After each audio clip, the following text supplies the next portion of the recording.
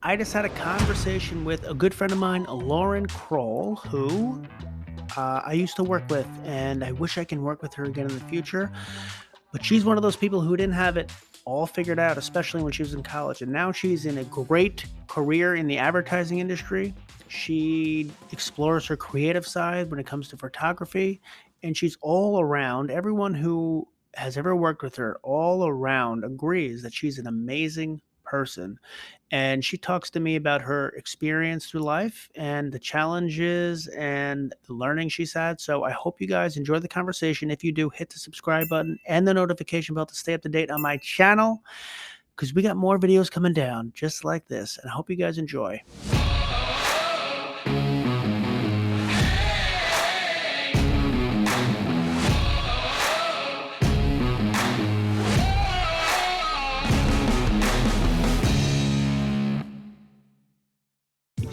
Say hello.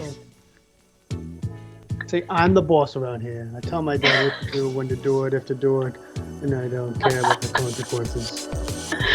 Oh my gosh, she's definitely the boss. We weren't working together when Margo was born, right? You left. Yeah. No, we were not. Margo makes an appearance every once in a while. I love it. Oh, that's wonderful. Have you seen the short videos? Have you seen the short videos I have on my YouTube channel? Yeah, I've seen some of them. Well, every time she comes on, she spits up on me. That's like what she's known for. Oh, that's amazing. So it's just every day it's common. It's just nice throw up all over me. That's my life. Your parenting life. Can't have nice things anymore. How's it going? Good. It's going. Yeah, things are good. Busy. End of year. Yeah. Do you play guitar? No. This is my husband's studio, but my office is the bedroom, and the lighting is even worse than this. Oh. So he wouldn't be able to see me, so I stole his room. Got it. Well, I don't know how much better my lighting is. Your room is definitely better. That helps. You're good at this stuff. I think my wife is really good at the aesthetics and like interior design. For me, I don't know what the hell I'm doing. So I have this camera. It's called, I think it's the Kyoko camera. I don't know if you're familiar with that. It's like a Kyoko camera. And I tried like customizing like the contrast and, like there's like four different settings, like lighting, contrast, color. And when I did it, already the lighting is very yellow down here. But when I did it, I looked even more yellow. So one podcast, my wife was like, you have to change the settings. You like look too yellow. Like it looks weird. And so I don't know how much better my lighting is than yours. Yours is fine. I don't know. I think the camera on yours is just better, so you actually can see you. I feel like I'm just like fuzz, which is fine. Just the typical laptop view. That's fine. My first podcast I did with somebody, I didn't know what I still basically don't know everything, but the first time I really had no idea, and I recorded it. I just recorded it in a way that you couldn't hear the guest. So we talked for 2 hours, and I tried to listen to it, and you could barely hear the person. Oh, no. So anything from that is a step up. We're doing fine here. We're doing really great. Good. We can hear each other. All's good. What kind of studio is that? Like a music studio? Yeah, we've got a piano over here. Oh, baby. A couple of guitars. We got a lava lamp for some vibes. So you record music? Mm-hmm. Yeah. Does he like use a SoundCloud for that? He uses a bunch of things. There's some Spotify stuff. There's probably some SoundCloud stuff. So yeah, I love it. All the places. I love it. How has life been? Life has been pretty good. It's been better than it has been. It's good. Yeah, it's been a very different experience. Yeah, very different from Essence, but it's been really exciting. Definitely been learning a lot. Yeah, you for those who don't, who doesn't know Lauren Kroll, but for those who don't know Lauren Kroll, we work together at Essence, an agency that buys media on behalf of Google. Was that your first job out of college? No, it was my first agency, first and last, I suppose. But no, yeah, you're gonna claim last. Last to date, but yeah, I don't know. We'll see. It wasn't not in a bad way, just trying to find a different path forward.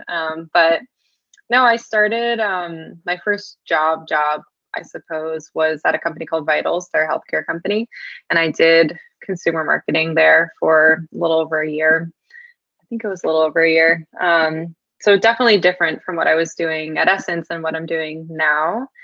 And yeah, and then I made that transition over to Essence, where I was for like 5.5, almost Beautiful 6 years. Essence. Yeah. But what you're doing now, is that more closely to what your future path of what you want to do is?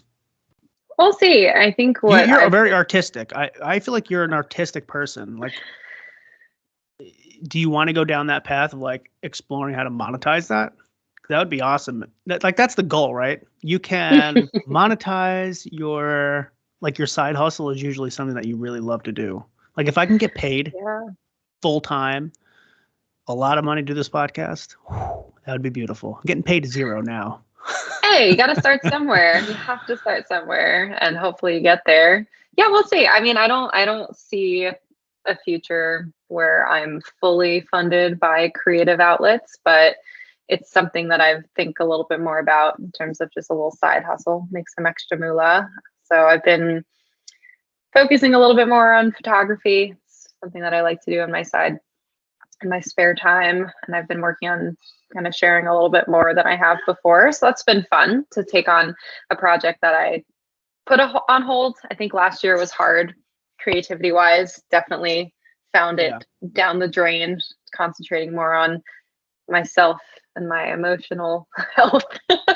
You got married, as I'm right? sure many of us are. Yeah, we got married. Oh, twice, baby. Kind of. Yeah, we did the whole pandemic thing, little backyard cute wedding, and then we had the big party back this past August, which was amazing. We had the same life. We had the same life for like a year. We were like planning. We were in the middle of planning of our wedding. Yep. Talked about it, and then boom, the COVID hit. But it seemed like I think I seen a couple pictures. It seemed like it was a beautiful time. It was. We got to look at the bright side of things always. I try to look at the glass half full in every situation because you kind of have to move forward. Yeah. And, there were some things that wouldn't have happened if the wedding date hadn't been moved a couple times. So we ended up getting really great weather. It was in August, so the flowers were in bloom, and it was just really beautiful.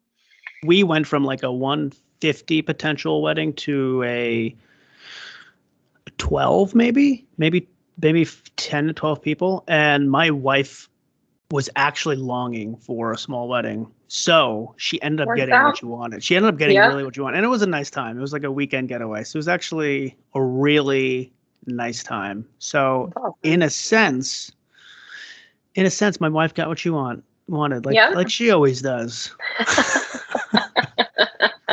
Yes, as we always do. How's his new job? It's great. What is the company called again? Yeah, so I work at Permutive, and I am a customer success manager now. So basically my role is working really closely with publishers, helping them develop their first-party data strategies and really helping them achieve revenue and really helping them work closer with advertisers and with brands. So it's been a really interesting role for me. I've gotten to see a side of the industry that I didn't really have as much visibility into previously. Because at Essence, we were on the agency side, working kind of between the brand, trying to sync with the publishers, seeing what they're doing. So it's really interesting now being on the other side of it and seeing how from a publisher side, how they're trying to build those relationships with agencies and with brands and really figuring out how we can help them. And I definitely am able to use a lot of my agency experience to help guide those conversations, which has been really useful, and having a little bit of that insight as well, having the background of building campaigns, so understanding what audiences can be important for brands and how to build that up. So it's been a cool transition. You see that the other side of the industry loves to have agency people on their team. Oh yeah. It's funny because when you're on the agency side, you look at Essence. We do a bunch of smart things and all this stuff, but then you don't realize that it's such a missing piece of. People just don't know how it goes, like how people, how how the inner decisions get made of like why you do this or that. And when an agency person moves to like a sell side or the publisher side or the tech side, they are very valuable, very sought after. You must have been very sought after. We all miss you, by the way. Everyone misses I you miss very you much. guys. I miss you guys too. I'd love to hear what's been up to on the Essence side of things. I'm sure it's very different from when I left. Yeah, well, you heard the news of Google moving their business 100% to Essence. Very exciting. That was a big win. I just found out about that yesterday. Yeah. That's huge. And the team has grown a lot. If you saw the team right now, you would know maybe like 20% of them. Wow. Yeah, it's changed, but the people who were there since you were there, we miss you like hell. Oh, I miss you guys too. Do you enjoy? It seems like you're on the side of the industry, because right now the whole thing about the industry right now, I hate to always act like I know what's going on in the industry because things like change in like 6 months. Things change in 2 days. This industry changes so rapidly. It's very hard to keep track of what's going on. But the obvious trend, who knows what happens, but the trend is relevant to audience targeting. It seems like first party publisher audience targeting. So you're at the front of it all. What is going on? Like, I'm like confused with all the terminology. There's like a sandbox, and then there's like everyone trying to work on their own way to do audience targeting for people who actually are not, because this is not strictly an advertising podcast, but people who are not aware of this, in the advertising industry, a lot of regulations and browsers have put a stop on third-party targeting. And tell me if I'm explaining this right, but that essentially means that third-party companies would place a pixel on a site or something, and they'd be able to track you when you go to other sites, and people can buy you around the internet. And regulations and browsers have put a stop to that. And now first party data really means that you have to own the data. So a New York Times owns their subscription users. They're able to know who that user is, but no one else can. And it is an interesting time. So what has it been like seeing that side? From my side, it's hard to see everything that's going on, but you must have a little bit better insight into all that stuff. Yeah, I mean, it's kind of what we talk about every day with our publishers because it is the hot topic in the industry right now. And Permutive specifically is built around a privacy focus and a first party data first approach. So the entire product is built on first party data. We don't use any third party cookies with anything. So it's essentially like a future-proofed business if I'm putting in the sales pitch. But everything we talk about is in that vein because that is where the industry is headed. So today, Safari has already done it. Firefox has already done it where you can't target the user if you're using a third-party cookie. Chrome pushed back their date. So today you can technically still buy on the third-party cookie, but that is eventually going away. And yeah, so really what we're talking about with our publishers and in the industry in general is how you can start to build up a strategy that collects data on users in a privacy focused way that's not tracking you around the web. So to your point, if you're a New York Times, you know so much information about your users from the site, even non-subscribers, you can come to the site and they can still understand, oh, you read this article, you spent this amount of time on the page, all that really deep insight about your users. And then you can take that and build audiences, which then can be sold to advertisers. So there's an interesting shift happening in the industry today where you have like your side where you're at now on the buyer side where you're used to buying things a certain way and you're used to maybe going into DV360 and kind of just selecting an audience and targeting it and going, but you're actually not able to reach as many people now as you could before doing it that way, just because a lot of these browsers have blocked that way of targeting.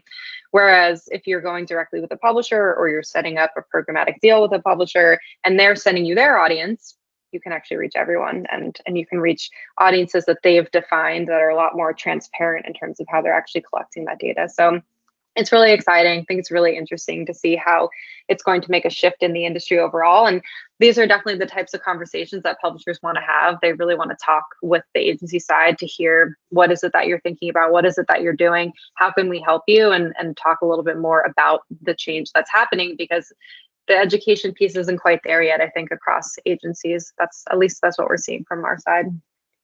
A couple questions, but first, did you have a glass of wine? Where's your glass of wine?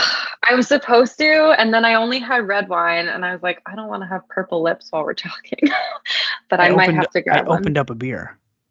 I can. Do you want me to go grab a beer? Go ahead. We have. All right. One moment.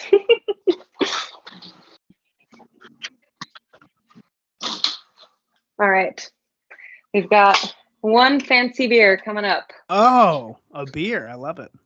It's like purple. Yes. Is that purple? It's black. The color in this room is bad, but it is a fancy beer from Vermont that people are obsessed with. I don't know if you can see it. Heady Topper.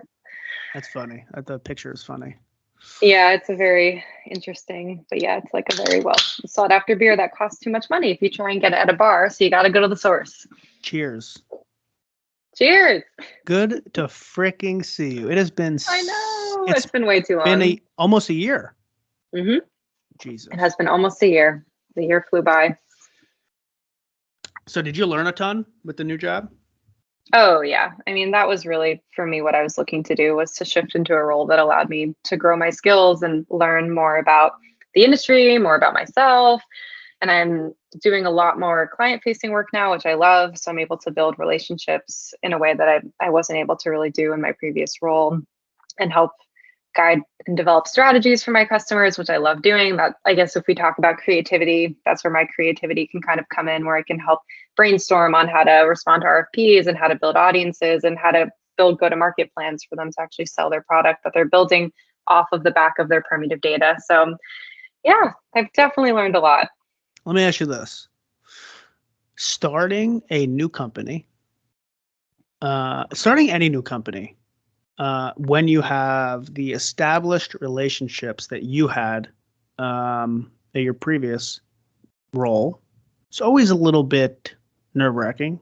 Mm-hmm. You got bigger goals in mind, so you have to push yourself to do it. Like, you want to learn a whole new thing, and it pushes you, but you still have a little bit of like, should I make this move? Starting in the middle of a pandemic, though, and everything is virtual, I'd love to know how that experience is. Like, did you go into, like, was anyone in the office, or was it all virtual? It was all virtual. We don't actually have an office right now. So pre me joining, right when the pandemic hit, they essentially closed their offices and said, we're going to take a step back. We're going to close the office. Our company is small. We don't need to pay for it right now, and then rethink it. So they shifted to a remote first future. So there is an office that will open. Isn't that later. The life? I know it's great. I mean, I think it's an interesting concept that I think a lot of companies in the next few years are really going to have to think about, and how to make it work, because remote first doesn't always mean remote only. And so when the offices come back, and some people choose to go in and some people don't, there's a lot of, I think, company culture questions that are going to come up, and a lot of, across every company, I think this is something that's going to be a really big thing, or a really big challenge across the workforce in the next few years. But I would say onboarding in a pandemic was easier than I thought it was going to be. I definitely thought it was going to be more of a challenge, but maybe knowing that everyone else was in the same situation of being at home and working from home, there's not that feeling of, oh, I'm missing out because people are in the office socialized. Like, no one is. We're all at home. So it was actually a really good experience. They had really good processes in place for me to pick up and learn. There's a lot of ways that they created to meet other people and, hop on calls and introduce yourself across teams, which has been really nice. I also think lucky that the company I work at Permutive, the people are just really great. So everyone wants to get to know other people and help each other out, which is really nice. And that definitely makes a difference. But it's not easy. And like you said, I came from a company where I was at for a very long time and was able to make my way through the org and build really strong relationships and have that trust. And it takes time to build that back up. But regardless, virtual or not, it takes time to build that back up either way. Yeah, people I talk to, they say, and it's true, it's just sometimes when you're in the heat of the moment, I guess it's harder to think about, but it's like the same skill sets that made you so successful at your previous role are the same skill sets that are going to make you successful in your next role. But still, when you're in the heat of it, especially during a pandemic. I can't imagine it's like it's not an easy decision. It's definitely not an easy decision. But then you have to take a step back and say, you know what? I'm confident in myself. Lauren Kroll kicks ass no matter where the hell she is. Yeah, I mean, I think for me, it really was, I had, as many of us do, we have plans. We build out a plan for ourselves, a roadmap, so to speak, of our goals and what we're looking to achieve in our careers. And then when a pandemic comes and it just smashes everything to the ground, you're like, okay, maybe I need to rethink this. And I got to a point where I realized we don't know how long this is going to go on. I just need to keep moving forward with the path that I've been searching for myself and take a leap. And I'm glad I did. I mean, of course, I love Essence. I miss my coworkers. I miss my team. You guys were truly the best. But I think for my own personal growth, it was time, and I needed to not sit around and wait until this whole thing ends, so to speak, whenever that means. Sometimes you just got to move on. Mm-hmm. I see that you're doing podcasting now. I don't know if you're doing your own podcast, but you're jumping on podcasts. Yeah. How many have you done before? 0. Before this one? I thought you did one. Oh, I did one. Before this one, I did one. Before that one, it was 0. What made you want to do it? And how was your experience? Yeah. So I actually participated in this really incredible workshop called Practice Makes Unperfect with Amy Keene. And she's wonderful. So if any of you females out here listening to this, if you want to join, it's a really great opportunity specific for women and helping them find their voices and really hone in on their speaking skills and their narrative and really just building up a lot of the skill sets that are really helpful specifically for women to be more empowered to have in the industry. What's her name? Amy Keene or Keene with an N? Keene with an N. Mm-hmm. So Amy Keeen? Kean. Ean. Amy Keene. All right. Everyone go follow Amy Keene. Yeah, she's amazing. So part of that workshop was developing an article. So writing an article on something that you're interested in and passionate about that it could have to do with your industry. Maybe it doesn't. For me, it did. And then subsequently doing a podcast to go with it.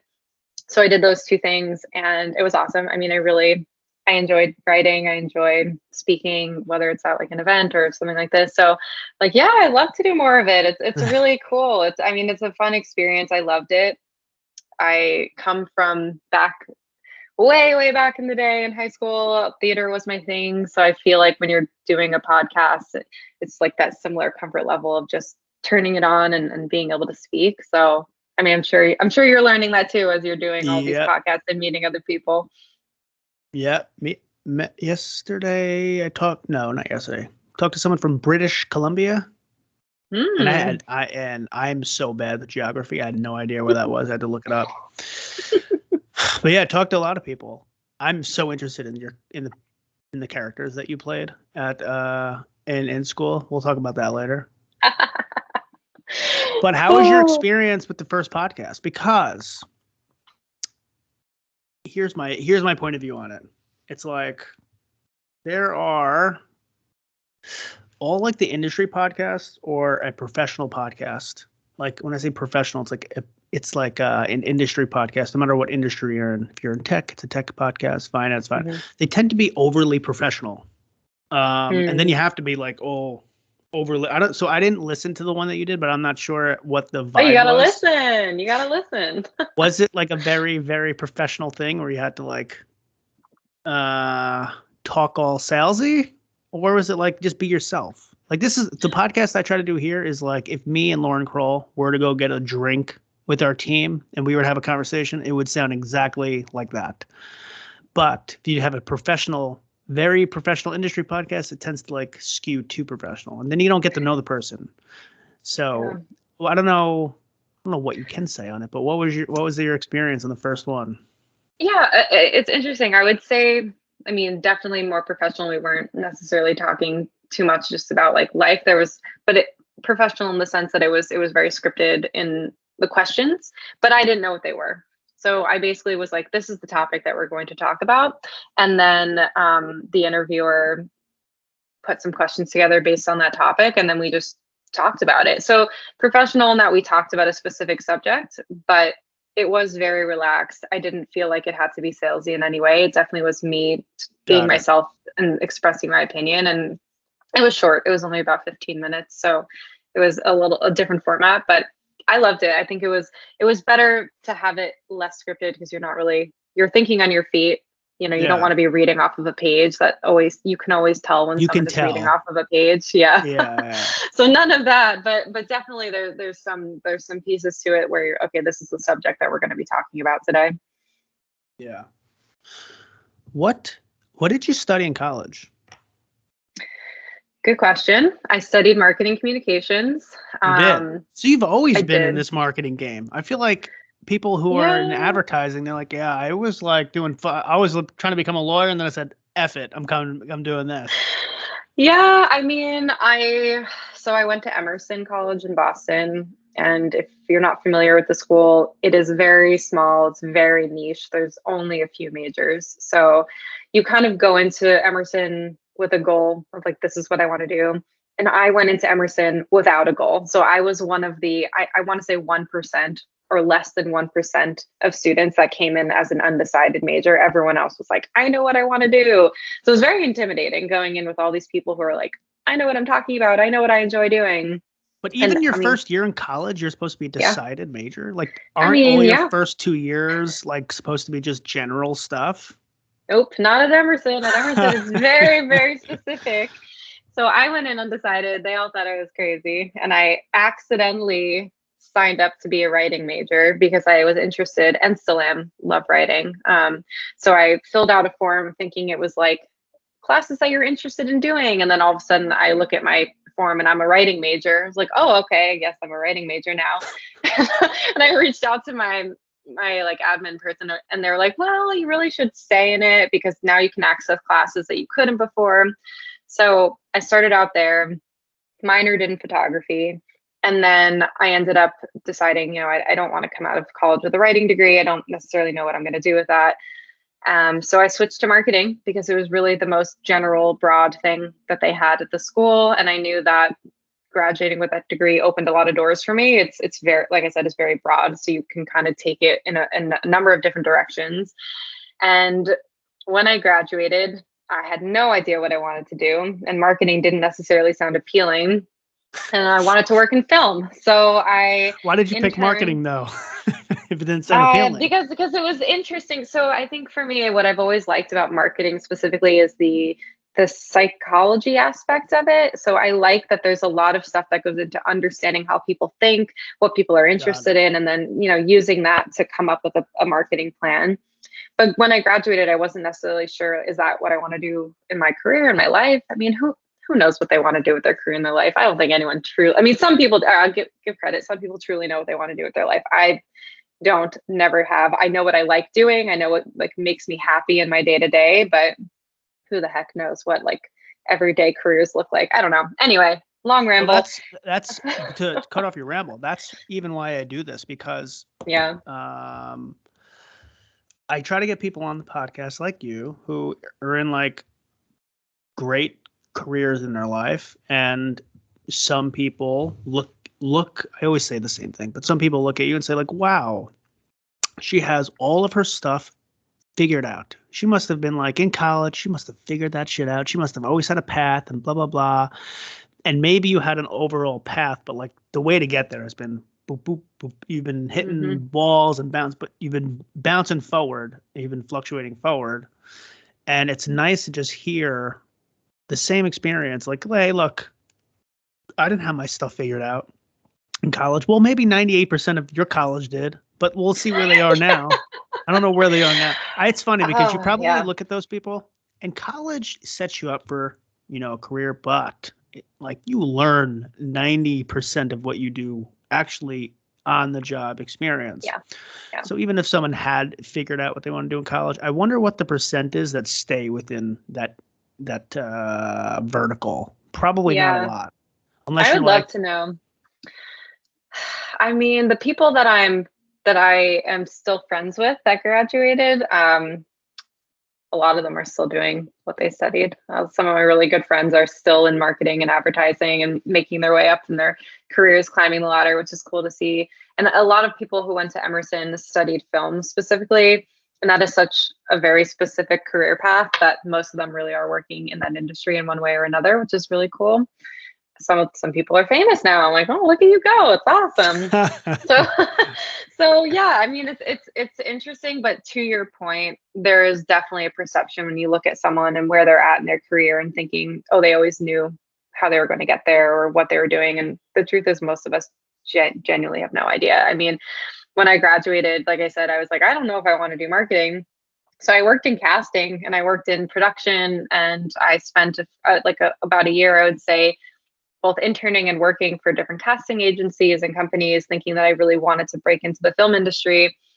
And like you said, you don't really learn what you like until you do it. And I was like, this career is not for me. I don't see myself. What is a casting industry like? You're looking at people who are auditioning for a role.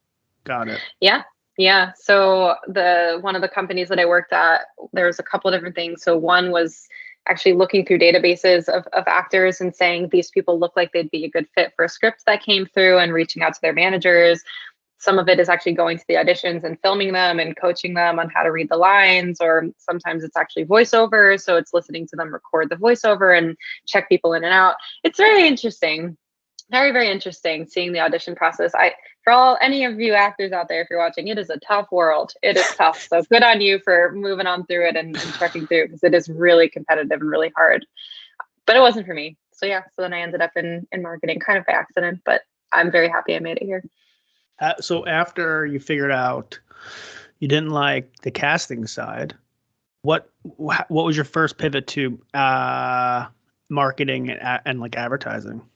Yeah, I made the pivot kind of in the way that I think a lot of opportunities happen, where they maybe just fall in your lap. So my neighbor worked in HR at a company and was like, we have a marketing role. Don't you have a marketing degree? Maybe you want to work here. And I was like, I need a job. Let's do it. That's why it's good to be good to your neighbors. Be nice to your neighbors is the lesson. Be nice to your neighbors. Stay in touch with your friends. Ask your parents who their friends are friends with. All that networking stuff, it's no joke. When people tell you that it's all about networking, it truly is. And I will say that every role that I've been at has been through networking. Truly, it has not just been through blindly sending in applications. It's not to say you can't get a job that way. You totally can. But it helps having a foot in the door with knowing someone. And actually, it also helps knowing if you're going to like working somewhere, if you know someone who works there and can vouch for it. So I can take that a step further, though. Like in your situation, you don't know if your office is ever going to be opened or not. We're going to open an office in February, but it'll always be optional if you want to go in.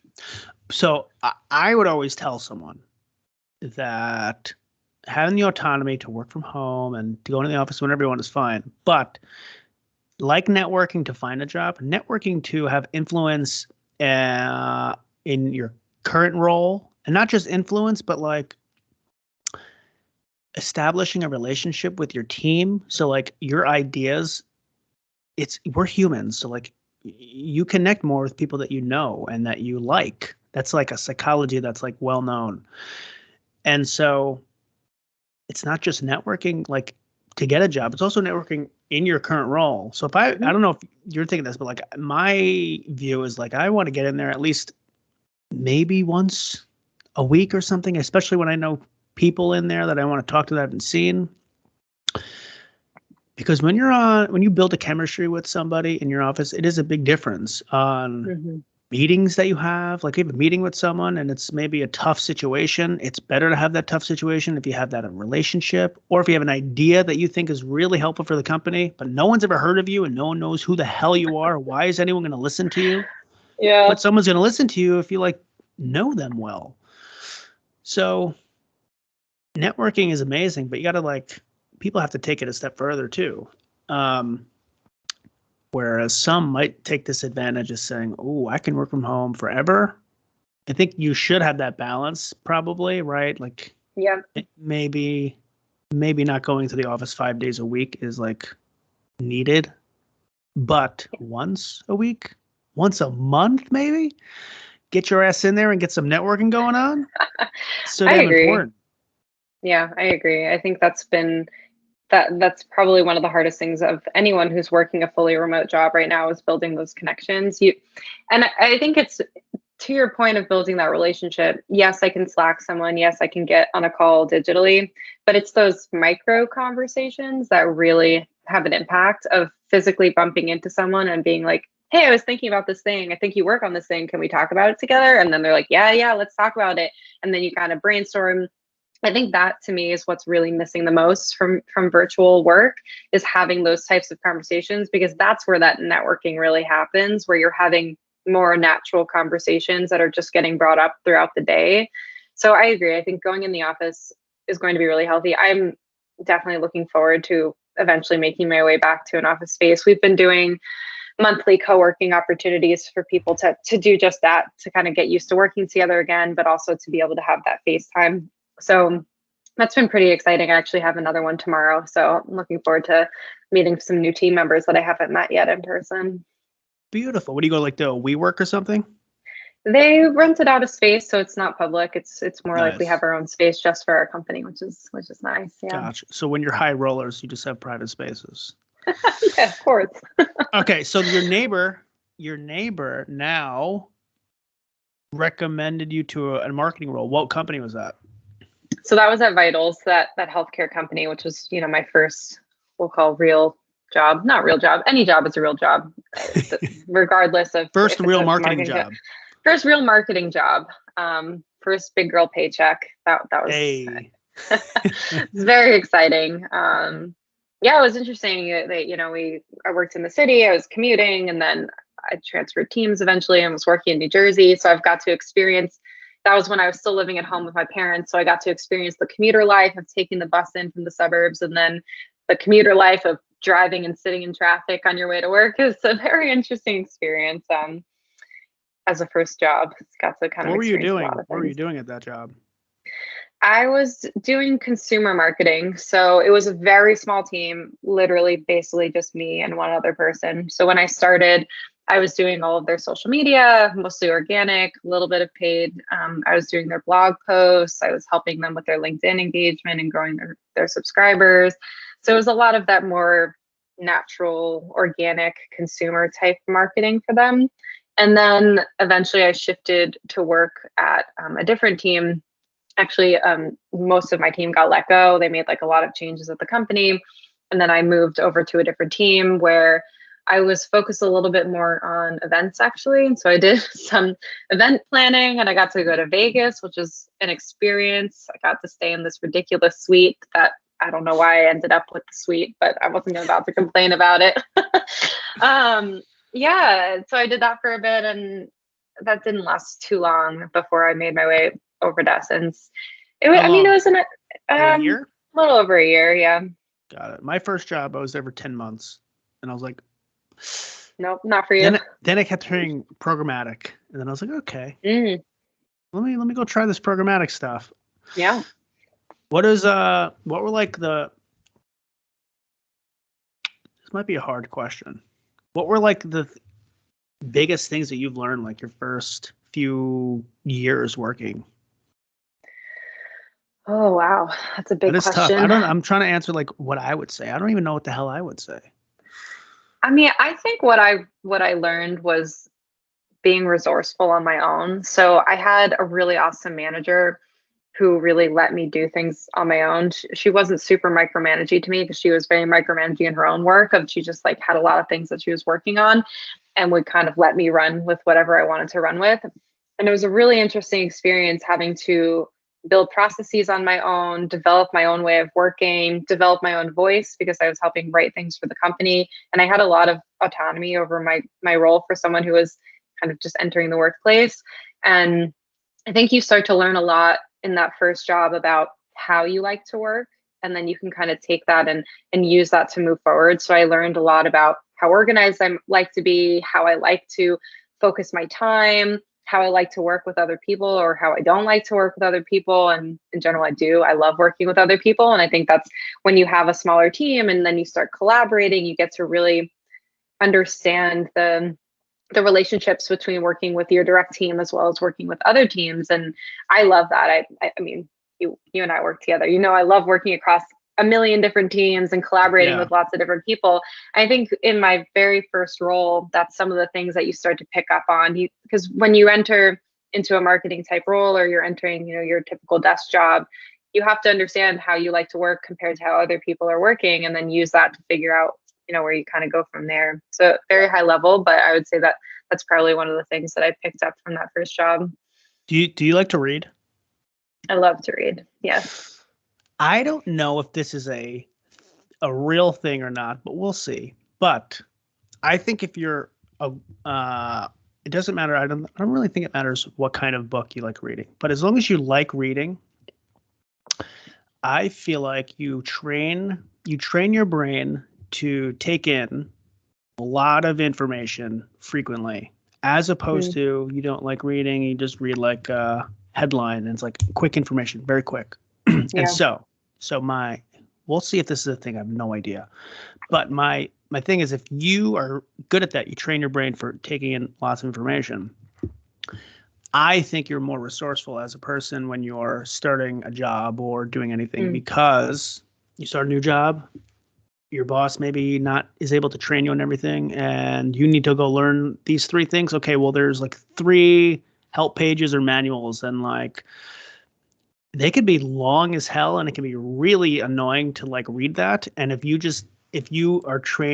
brain is trained on, okay, we got 3 or 4 or 5 pages, shit, that's easy. I do this every day. And it's like boom, boom, boom, boom, boom. Or if you're like, I got to read all that. No, boss, can you tell me what that says? And then if you just train your brain on it, you're like, just keep asking people to help you. And sometimes you do need people to explain things, but I think resourcefulness might be linked to liking to read. I don't know if that's a real thing or not. I might have to run my own test to see if that's a real thing. Yeah, please let me know how that goes. I'm very curious if that's a real thing. But I do like to read. I like to obsessively read. I read literally everything. I will read the entire milk carton while I'm waiting for my coffee to heat up in the microwave. So I don't know. That is obsessive reading. I love reading. What books do you like to read? Everything. I usually try and flip between a serious read and an easy read, so that I have like a fun book that I get through really quickly, which I just read. Well, this isn't necessarily fun, but I just read this book called Orphan, which was amazing. And it's about, it's a historical fiction about orphans, but it takes place, like half of it is in the 1920s and half of it is in present day. And then those characters kind of meet. And anyway, really great book. It is historical fiction. Yeah. Highly recommend. Great book. What is historical fiction? It's just faking history? It's like basing real characters, life. Yeah, fake characters based on real things that happened. So the book title Orphan, the idea, the story follows this true thing of they would put orphans on a train and they'd take them across the country and stop at different cities, and people would come out and look at the kids and say, okay, I'll take that one and I'll take that one, which is a very strange practice, I suppose. And for the kids, like, that's insanely, I can't imagine going through that. So historical fiction is based on real things, but not necessarily true characters.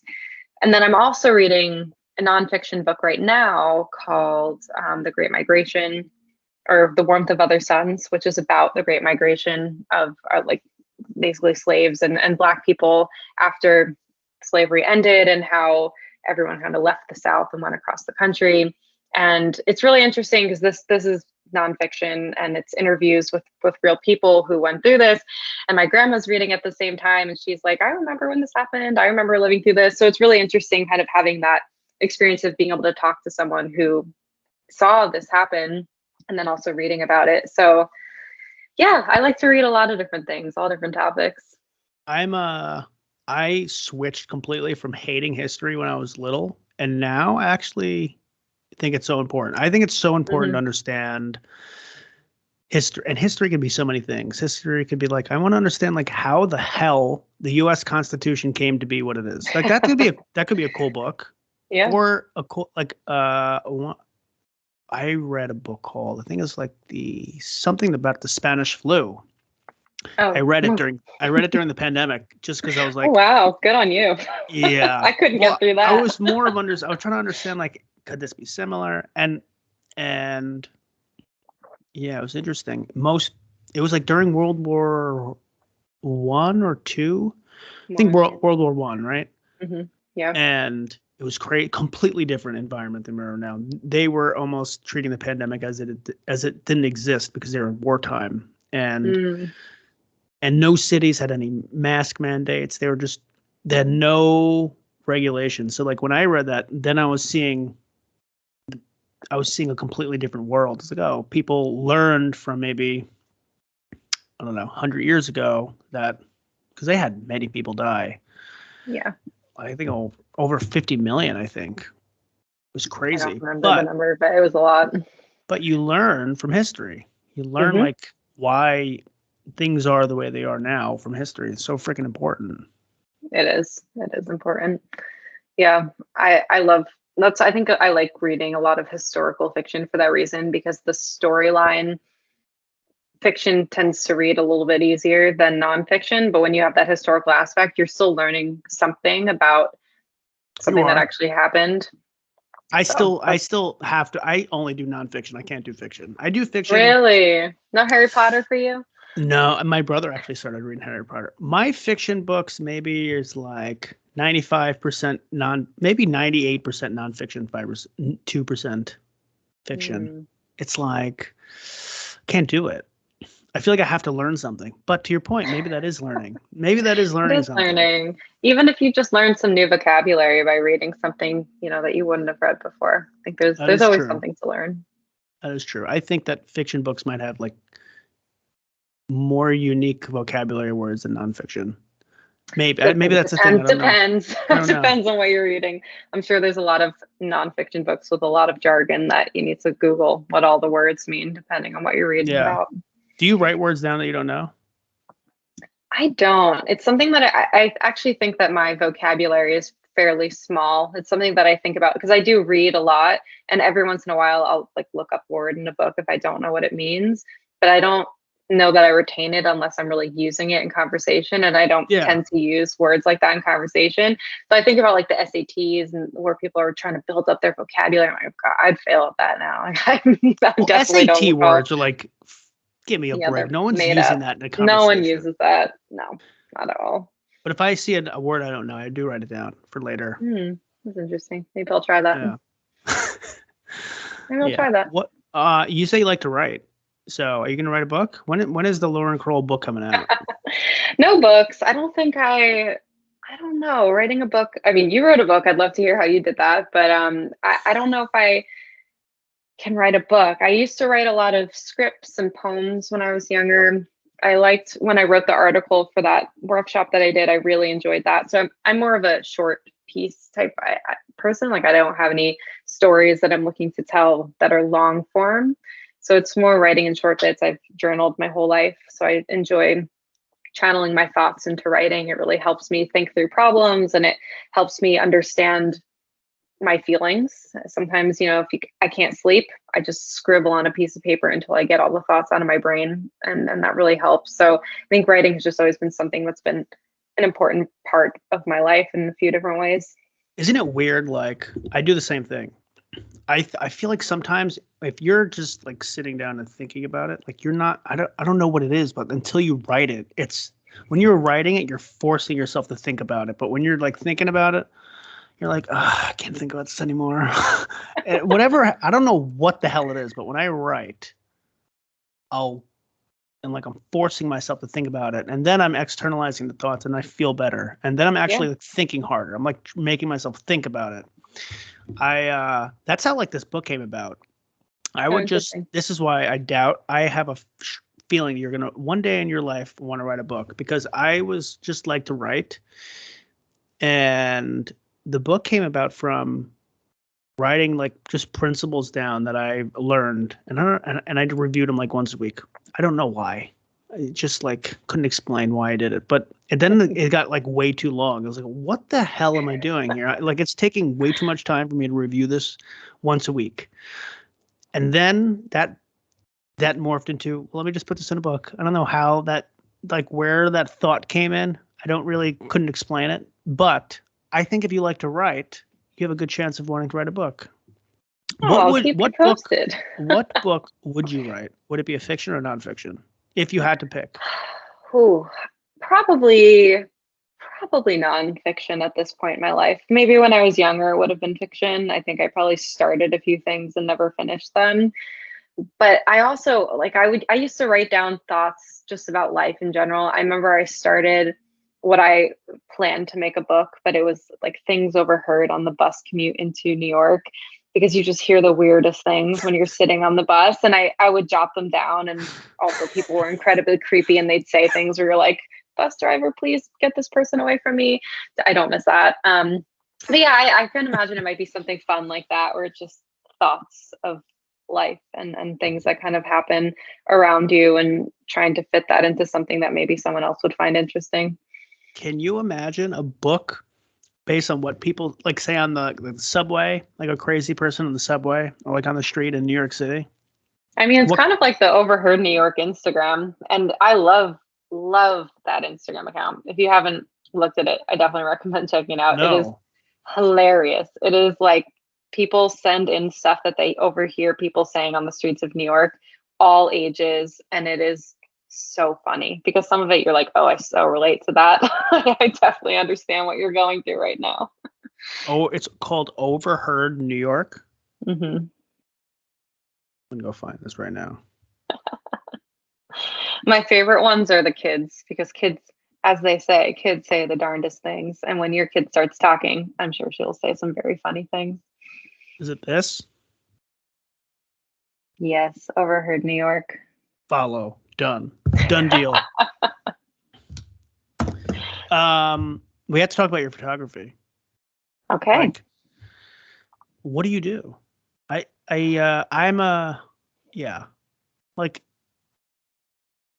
it could get so much more complex than I think about. Like, there's so many things. Like, for example, I tried to figure out the contrast on my camera, and I looked like SpongeBob. So I think of like taking a picture, maybe two things. You tell me if I'm wrong. One is finding a really interesting, unique, picturesque moment that like needs to be captured. And then two is figuring out the technical side of like the lighting and everything. Or maybe it's three. Maybe it's the technical side of the lighting needs to be done before you take the picture, and then after you do the editing. What the hell is involved in making a nice picture? Oh man, I think it depends on what kind of photography. If you're doing portraits and you're doing pictures of people, I mean, you have to start with really good lighting, because I mean, a lot of portraiture is based on that.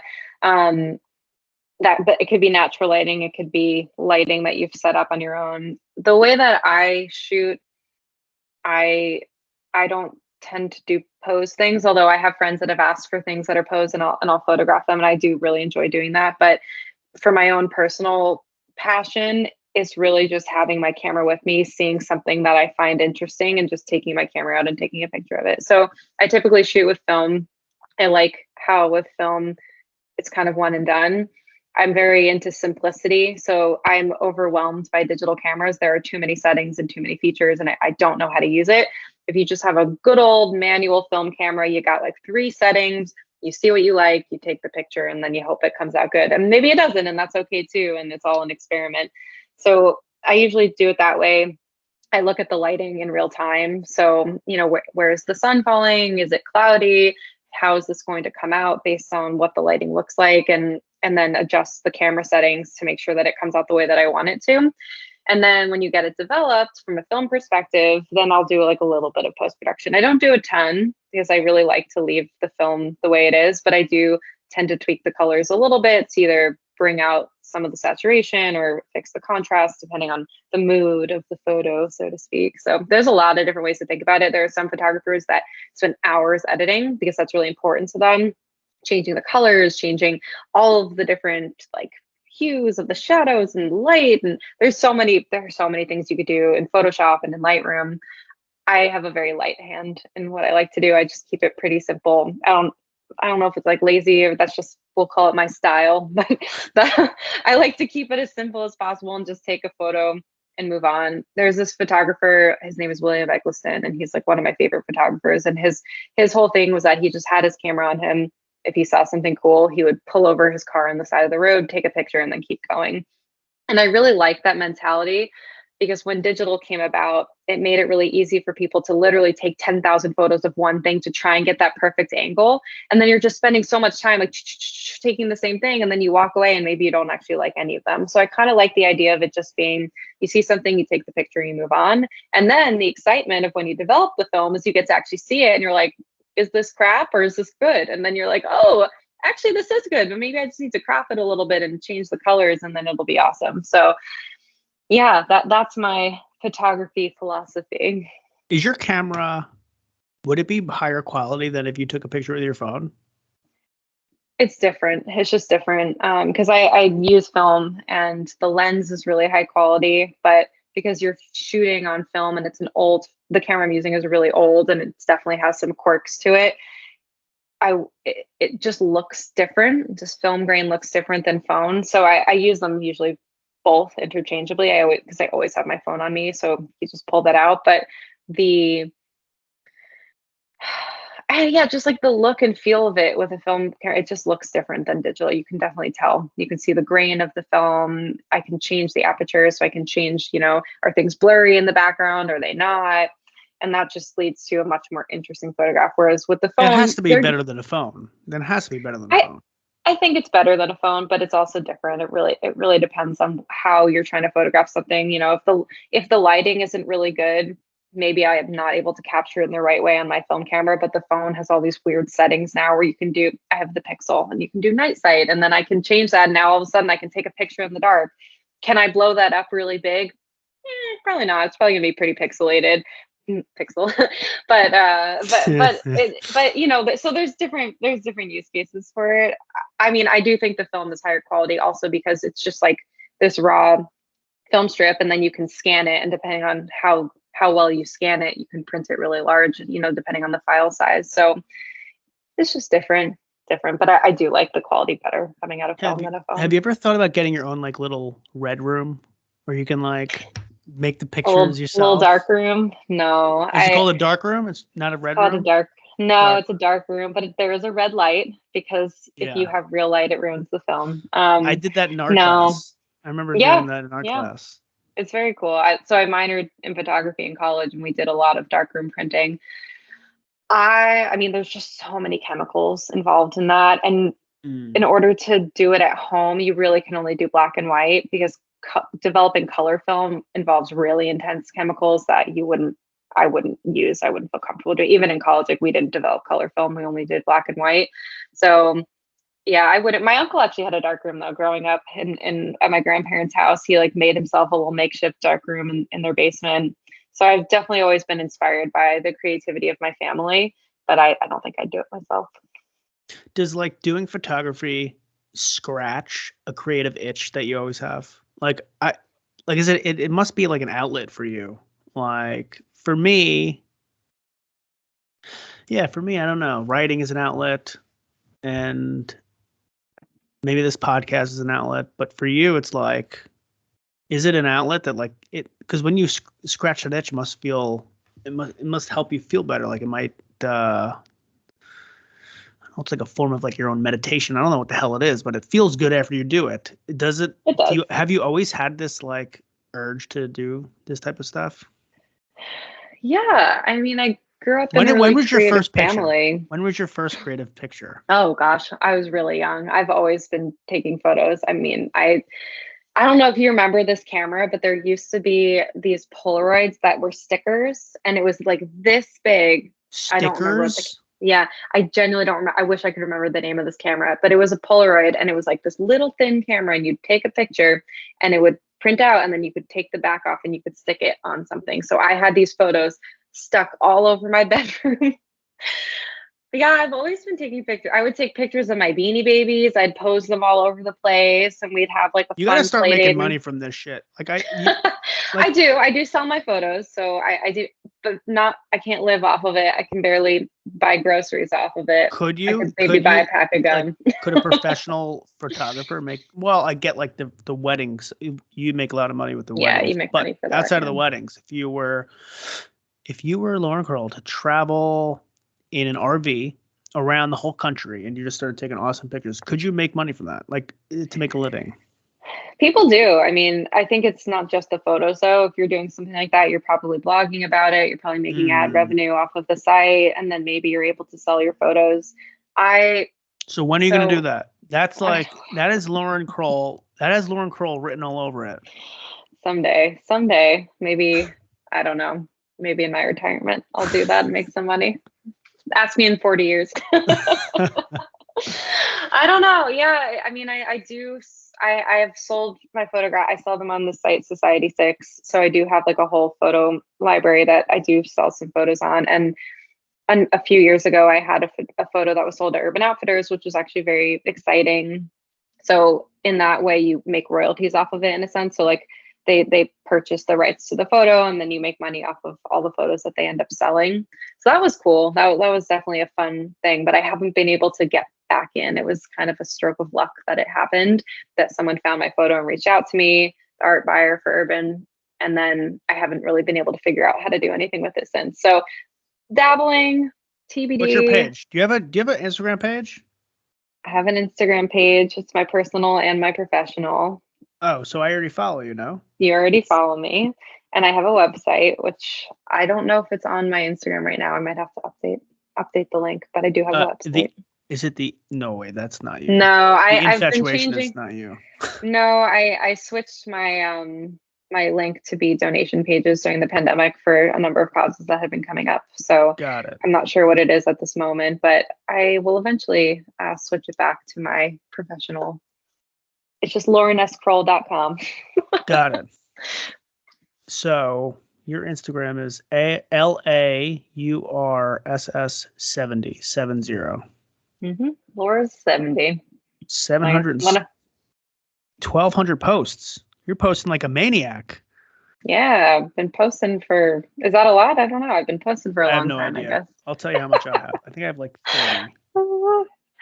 30. 81 posts. There you go. I win. I have more posts than you. All right. I'm going to let you go because it's getting late and you're probably going to kill me soon. So we'll have to, since this is a self-development podcast, we'll have to end off with this last thing and we'll see how this goes. What are 3 things that you would tell someone, let's say in college, who's like, what the hell do I want to do in my life? And what can I learn? Like, what would be the 3 biggest takeaways you would say, hey, this is what I tell you to do if you want to be successful? What would they be? Wow, this is great. I love it. I wish someone had given me this type of advice when I was in college. I would say the first thing would be networking. Network with as many people as possible that you possibly can meet, whether that's through school, through your professors, through your parents' friends. There are so many people in this world, and truly the more people that you connect with that know who you are, know what you're looking to do, even if you don't know what you're looking to do, that counts too. They will come back to you and they will try and help you when you need help. So I think that's number 1. Number 2 is it's okay to not know what you want to do. Just try something. You know, if you see something pop up and you think it sounds interesting, try it, because what you'll learn from that is what you like and what you don't like doing. And that will help guide you to whatever the next thing is. So it's okay if you don't know exactly what you want to do in your career. I would say similarly, that first job is not what you're stuck doing the rest of your life. I mean, I made a transition to a completely different role in this period of my life. I mean, I'm 30. There we go. And I was like, I'm going to do something new. I'm going to start a new path, and that's okay. So don't be afraid to take a chance on something that you're not sure about, because you're absolutely not stuck in that. I read something recently that I thought was, or actually, no, I didn't read something. I joined a talk recently, a panel, and the person said, you know, like I think they were also around 30, and they were like, if you think about it in terms of, oh, I'm so old, you know, I'm making this transition now. I can't believe it. I don't have enough time left. But if you instead think about how many more years you have in the workforce, let's say you are going to retire at 65, that's 35 more years of working. Make that change. Do what you want to do with your life, because that's a really long time to be doing something that you don't enjoy doing. I feel like that was more than 3 things. Isn't that funny? You have 35 years more of working, and it's like longer than you've been alive. Exactly. So you are not stuck in whatever it is you're doing today. Beautiful. All right. I am going to let you go. And I appreciate you coming on. It was a pleasure. Thanks for having me. Yes. Next, I'm going to have you on again. And then next time I want some guitar playing from you. Oh God, you do not. We can have guests. We can have Brandon, my husband. We can have him be a guest star. I do not know how to play guitar. Well, that's the funny part. That's why I want to see it. Okay, I'll play 2 chords for you. I'll practice. All right, Lauren. Have a good night. It was amazing catching up with you. It's been too long, and way too long. Can't happen again. No more 12 months in 1 year. It's ridiculous. Absolutely not. Take it easy. Have a good night. You Talk too. to you later. Sounds great. Bye. Bye.